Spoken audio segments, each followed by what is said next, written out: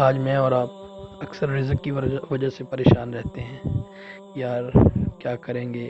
Job ہوگی تو پیسہ آئے گا، یہ کام ہوگا تو پیسہ آئے گا. ٹھیک ہے، پیسے کی ضرورت ہے، لیکن میں آج آپ کو بتاتا ہوں کہ اللہ کے پیارے محبوب صلی اللہ علیہ وسلم کے ایک صحابی اللہ کے پیارے محبوب صلی اللہ علیہ وسلم کی خدمت اقدس میں حاضر ہوئے اور آ کر عرض کرنے لگے، یا رسول اللہ صلی اللہ علیہ وسلم، میرے حالات تنگ ہیں اور میں چاہتا ہوں کہ اللہ تعالیٰ میرے اوپر فراخی فرمائے اور اللہ تعالیٰ مجھے رزق حلال عطا فرمائے. تو اللہ کے پیارے محبوب صلی اللہ علیہ وسلم پر قربان جائیں کہ اتنی پیاری بات ارشاد فرمایا، اے میرے صحابی، تم ایک کام کرو، تم باوضو رہا کرو. جب تم باوضو رہو گے نا، اللہ تمہارے لیے رزق کے دروازے کھول دیں گے. تو وہ صحابی تھے، بات پر عمل کیا، پاک صاف رہے، وضو کرنے لگے، ہر وقت باوضو رہتے تھے. اللہ تعالیٰ نے اتنا رزق حلال عطا فرمایا کہ پھر وہ اپنے پڑوسیوں پر بھی خرچ کرتے تھے.